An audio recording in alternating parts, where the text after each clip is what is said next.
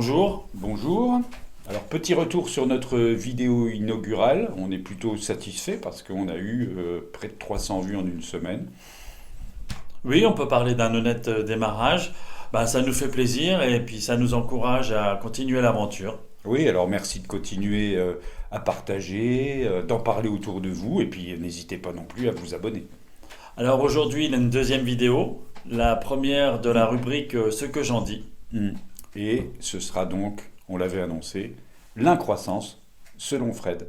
Donc l'incroissance, c'est un concept original, une solution inédite envisagée dans la perspective de l'instauration de ce que nous on appelle de tous nos voeux, c'est-à-dire un autre monde. Merci par avance de l'attention que vous y porterez.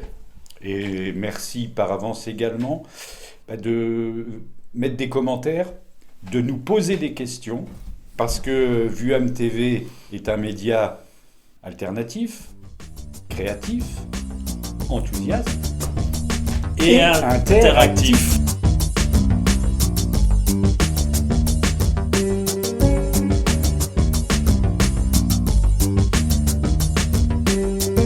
Mon objectif du jour est de vous faire connaître le concept d'incroissance. Ce concept est issu à la fois de la lecture que je fais de la crise sanitaire actuelle, mais aussi d'une vision plus globale des enjeux de notre société.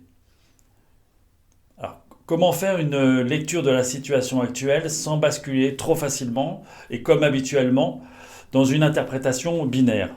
Les méchants, les gentils, les légitimes et les complotistes. Comment sortir de cette binarité qui nous est inculquée dès l'enfance, le fais pas ci, fais pas ça des parents, en passant par celui de l'enseignement scolaire, qui binarise les parcours, réussite, échec, et ensuite la binarité de la vie d'adulte, être dans l'uniformité ou dans la marge, être dans le cadre ou hors du cadre. La première lecture que je fais de cette crise est qu'il faut sortir de cette binarité pour réfléchir de façon constructive. Cette pensée binaire est limitante. Elle est comme une sorte de filtre obligatoire avec lequel il conviendrait de regarder le monde. Cette binarité, c'est une convention. Ce n'est pas une vérité absolue, pour peu qu'il puisse exister des vérités absolues. Elle est conventionnelle, elle est entretenue pour maintenir un système qui, en même temps, établit la norme et ce qui n'est pas la norme. Elle définit ce qui est légitime et ce qui ne l'est pas.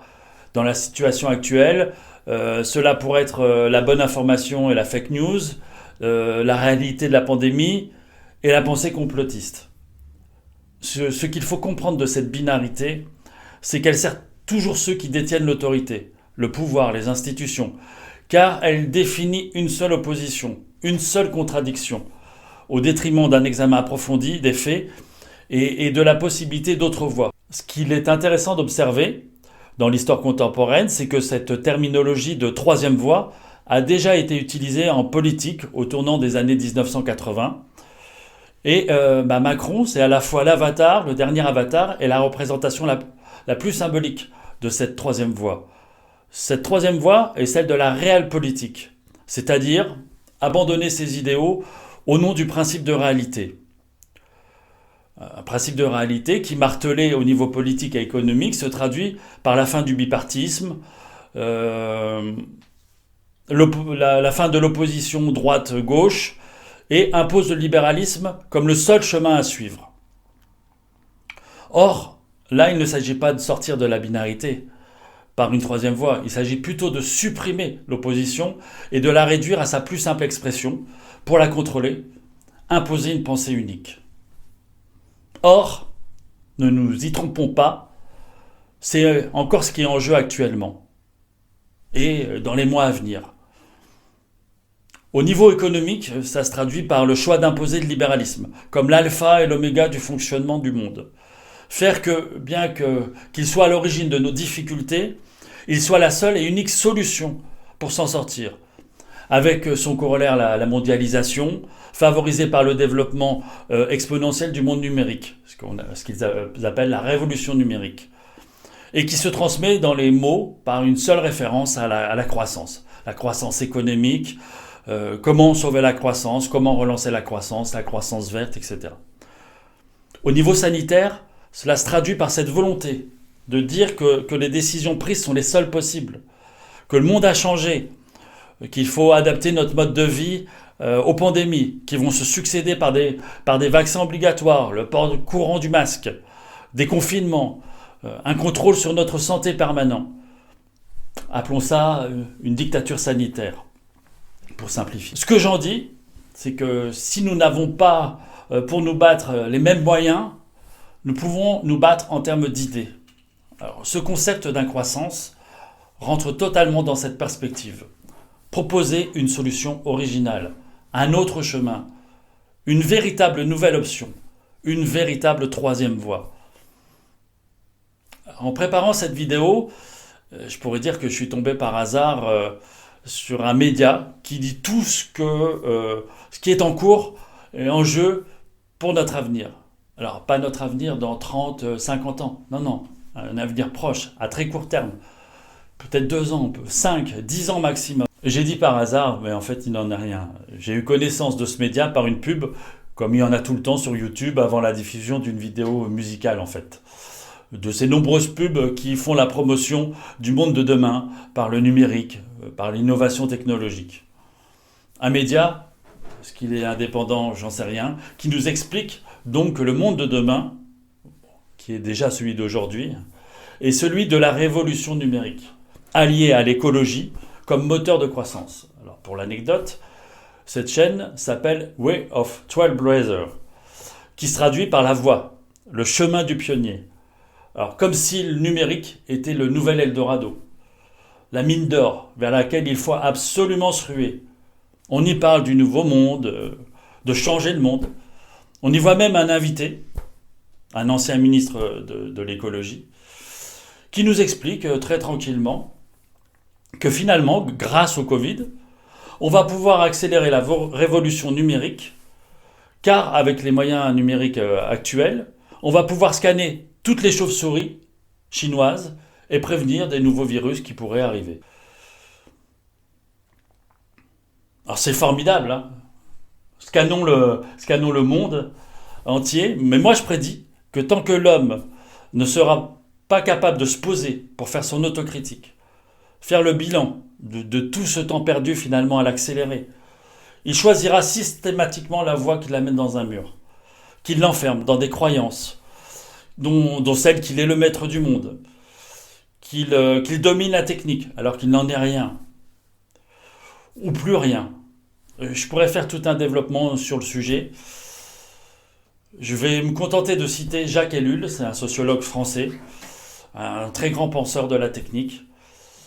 Alors, ce qu'il disait, c'est « ce n'est pas la technique qui nous a servi, mais le sacré transféré à la technique. L'homme ne domine plus la technique, parce qu'il l'a sacralisée. La technique, en étant sacralisée, a échappé à l'homme, car elle est intégrée dans nos consciences. Elle a acquis sa propre autonomie. C'est devenu un milieu à part entière. Elle a échappé au contrôle de l'homme, et c'est maintenant la technique qui détermine l'homme. Cette analyse, elle a plus de 5 ans. Et là, on continue à nous expliquer que c'est toujours le moyen de nous sauver. On continue à la sacraliser, alors qu'il serait tellement facile de constater qu'elle nous a échappé et que c'est elle qui nous contrôle. Et que la solution qui nous est proposée est de la sacraliser encore plus, plutôt que de la désacraliser. C'est une aberration. Maintenus dans nos peurs, dévorés par notre besoin de sécurité, préoccupés par notre santé puis celle de nos proches, préformés, formés, déformés à et pour l'uniformisation, nous ne voyons pas que cette crise sanitaire est un épiphénomène en fait. Cette crise, pour l'imager, ça serait un peu la fable de la grenouille qui veut se faire aussi grosse que le bœuf. C'est l'arbre qui cache la forêt. Alors, quelle est la forêt que cache cet arbre? Qu'y a-t-il derrière cet arbre? Il y a le projet transhumaniste. Ce que présente cette chaîne, vitrine du monde qui innove, de l'entreprise de demain, d'un monde de pionniers, de solutions répondant à tous nos besoins, ce monde il n'a rien de neuf, rien d'innovant, il est juste le prolongement du monde d'avant, du monde précédent. Il est la voie unique, définie par les puissants. C'est un monde qui est déjà tout réfléchi, calibré. C'est celui du transhumanisme, qui prévoit que grâce à la révolution numérique, l'intelligence artificielle, la thérapie génique, les nanos, les biotechnologies, il va être possible de rendre l'homme éternel, en passant par l'homme augmenté, l'homme robot, bionique, comme dans la série des années 80, l'homme génétiquement modifié. Ce que je dis, ce n'est pas de la science-fiction. Il n'y a rien de complotiste à dire cela, c'est factuel. Il suffit de regarder, d'écouter, d'entendre des personnalités du monde politique, économique, scientifique qui portent ce projet. Il suffit de savoir que les principaux financements des États et des GAFAM, les fameuses entreprises géantes du net, sont donc leurs financements, les principaux financements sont destinés à la recherche scientifique et technologique et sont orientés vers cet objectif. Raymond Kurzweil, qui est directeur de l'ingénierie chez Google, a affirmé il y a quelques années que d'ici 2030, le cerveau de l'homme serait directement connecté à Internet, afin d'avoir accès à une quantité phénoménale d'informations. Ce courant de pensée est notamment partagé par Elon Musk, fondateur de Tesla, qui déclarait en 2017 « Si vous ne pouvez battre la machine, le mieux est d'en devenir une ». Alors bien sûr, la présentation se fait toujours sous un aspect progressiste et positif, et par l'affect. Alors redonner la vue à celui qui ne voit pas, refaire marcher un handicapé, soigner un enfant atteint d'une maladie génétique, lutter contre les maladies neurologiques comme la maladie de Parkinson, ou dans un autre aspect, pour faire repartir et maintenir la croissance, créer des emplois, et enfin le réchauffement climatique et sauver la planète. Libre à chacun de croire ce discours. Moi, je n'y crois pas. Car ce discours maintient le schéma que l'évolution de l'homme passe obligatoirement par la technique, par le progrès technique. Maintient l'idée que l'homme est le centre de l'univers et qu'il doit avoir droit de vie et de mort et de décision sur tout. Ce que je vois de cette pensée, c'est qu'elle ne génère que des luttes, des conflits, qu'elle restreint les libertés, qu'elle crée les conditions propices à la guerre, et pas seulement la guerre économique, qu'elle favorise des régimes autoritaires, qu'elle déresponsabilise et infantilise l'individu. Je crois effectivement que nous sommes à un tournant civilisationnel qui nous oblige à faire un grand choix. Mais comment dire que nous choisissons si nous sommes plongés dans notre seul souci de sécurité et de santé, si nous nous limitons à la revendication et ne proposons pas de solution, s'il n'y a qu'une seule proposition, ou dans le meilleur des cas, une autre solution qui serait tolérée pour valoriser la première. Alors, s'il s'agit de revenir à la binarité, qu'oppose-t-on actuellement à la croissance ? Ce n'est pas la récession qui en serait l'opposé purement statistique.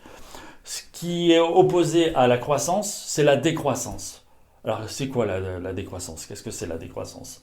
Si on ne s'attarde pas sur la ridicule présentation qui en a été faite par notre président, porte-parole des tenants de la croissance, c'est-à-dire la référence au monde des Amish à l'époque des cavernes. La décroissance, ça part d'un constat factuel, qui n'a rien de complotiste. Une croissance infinie n'est pas soutenable dans un monde qui est fini. C'est-à-dire que les richesses de la Terre ne sont pas infinies et qu'il faut en tenir compte. Elle dit aussi que l'on peut vivre mieux avec moins. Alors je vais le dire, sans ambiguïté, à choisir entre la croissance et la décroissance, je n'hésiterai pas. Mon choix se portera sur la décroissance. Celui de penser que la sobriété heureuse est une bien meilleure solution qu'une espèce de délire de toute puissance humaine me paraît salutaire. Mais conscient de ce que cela engage, je dis simplement que cela, si cela peut être une finalité, elle ne doit pas être imposée. Il faut une passerelle, qui est une valeur universelle, qui amène un changement radical, une véritable troisième voie. Une voie intermédiaire, celle qui ferait un consensus. Tout le monde ne veut pas et ne peut pas devenir décroissant. Vivre dans la sobriété au risque d'y être forcé. Alors il y a une passerelle à trouver, et cette passerelle, c'est l'incroissance. L'incroissance est un néologisme, c'est ce qui est un peu fou d'ailleurs, c'est de constater que cette idée, elle est tellement simple et en même temps novatrice, qu'elle en devient totalement originale, qu'elle n'a jamais été proposée. Le mot d'accroissance n'existe pas en tant que tel. On pourrait croire que l'idée d'arrêter de croître n'existerait même pas dans le cerveau humain. Alors, l'incroissance, comment peut-elle se traduire dans la réalité? L'incroissance, c'est l'idée simple de remplacer le « j'en veux plus » non pas par « j'ai trop », mais par « j'ai assez ». L'incroissance, c'est dire qu'avec tout ce que nous avons aujourd'hui, y compris en matière de technologie, nous avons assez. Qu'il conviendrait déjà de rendre totalement opérationnels tous les moyens à notre disposition, plutôt que d'en créer sans cesse des nouveaux, qui, à bien y regarder, ne complètent pas ceux existants, mais viennent plus souvent les réparer. Et créer sans arrêt des nouveaux besoins, qui ne sont que fictifs, ou finalement ne servent qu'à nous éloigner des solutions premières. Le plus simple, pour illustrer mon propos, je vais prendre un exemple qui va parler à tout le monde, l'automobile. L'automobile représente l'exemple parfait de ce que produit un système de pensée où prime la technologie et l'esprit préformé, obéissant, aliéné de l'humain. Comment expliquer dans le registre du sens que l'on continue à développer des automobiles de plus en plus dévouées, voire dévoyées par la technique, la technologie, où bientôt nous n'aurons même plus la possibilité de conduire ces véhicules. Donc des véhicules qui sont produits avec des moteurs qui ne limitent pas la puissance, mais au contraire la favorisent. Avec comme conséquence que quand nous conduisons dans la réalité, nous devons être sans arrêt dans le contrôle de notre vitesse, qu'il faut créer sur les routes des moyens de nous ralentir, des radars, des ralentisseurs, etc., qu'il faut créer des campagnes préconisant la responsabilisation de notre conduite. Par ailleurs, ce n'est pas parce que ma voiture polluera moins que j'aurai moins de chances de me tuer en voiture ou d'être dangereux. Ce n'est pas parce que ma voiture polluera moins, en théorie, que je ne risquerai plus de dépasser les limites de vitesse imposées et enrichir notre gouvernement. S'il s'agit de maintenir l'automobile comme le moyen le plus nécessaire à l'homme pour se déplacer, alors utilisons notre savoir technologique, non pas pour rendre la voiture plus puissante, mais pour que nos voitures aient une puissance limitée, voire contrôlée, en fonction des limitations de vitesse qui ont été décidées. Voilà, ça c'est logique, c'est plein de bon sens. La croissance, c'est comprendre que l'homme s'est perverti, ou plus exactement a perverti sa pensée par la technique, par la croyance que non seulement il la maîtrise, mais qu'elle est la médiatrice de sa vie. Encore une fois, ce que je dis est facile à comprendre, à travers, par exemple, l'usage que nous faisons de notre téléphone, qui est non seulement devenu le prolongement de notre main, et bientôt, dans la société transhumaniste, de notre cerveau, qui enferme, cloisonne, dénature notre liberté individuelle, et même va la supprimer, mais aussi dans la façon dont cet objet devient le médiateur par lequel nous rentrons en communication avec le monde, mais aussi avec notre proche environnement, les personnes de notre famille. Le transhumanisme, la révolution numérique, c'est la perte définitive de son autonomie. Prôner l'incroissance, c'est prendre le temps de la distance, c'est réveiller l'imaginaire social, lui redonner son propre rythme, sa propre temporalité. La structure actuelle de notre société, elle est aliénante, atomisante, liberticide. Elle renvoie chacun à sa vie privée et à l'infantilisation. Elle renforce le comportement paternaliste, autoritaire, liberticide, sécuritaire des institutions et de ceux qui exercent le pouvoir, l'autorité. On nous enferme dans la sphère du privé avec l'illusion d'une ouverture sur le monde par nos écrans. C'est une vie Canada Dry, pour ceux qui ont cette référence, c'est-à-dire une vie qui a le goût de la vie, mais qui n'est pas la vie. On nous fait croire que nous sommes dans une démocratie, alors que nous sommes en fait dans une oligarchie. C'est une vie où tout est réduit, concentré, le pouvoir, la pensée, le corps même. L'incroissance, c'est arrêter de dire « je veux plus ». Plus de technologie, plus de consommation, plus de richesse, plus de biens, plus de pouvoir. C'est se dire qu'avec tout ce qui existe actuellement, en 2020, il y a assez. Qu'il faut arrêter cette course en avant, ce rythme effréné, à un tempo qui se révèle toujours plus rapide, d'un temps qui est aussi de plus en plus contrôlé. L'incroissance, c'est véritablement arrêter le temps, arrêter le cours de l'histoire, pour la réflexion, pour un retour au calme, pour une prise de distance, pour que chacun trouve son propre rythme et puisse faire des choix en conscience. C'est reprendre le contrôle de nos vies, de notre rythme de vie. Le temps, c'est une valeur essentielle à la vie humaine. Alors on pourrait en débattre au niveau philosophique, c'est intéressant, mais c'est improductif. Je propose de regarder ce qu'il est devenu, c'est-à-dire un moyen de contrôle, d'oppression, définir que le temps est universel et liberticide. Il est tellement facile de constater que chacun a son propre rythme, son propre rapport au temps, mais que cette liberté, nous en avons été dépossédés, pour des raisons économiques purement matérielles et de domination. Pourquoi continuer à vivre dans un temps, à un rythme qui nous est imposé? Rien ne nous y oblige.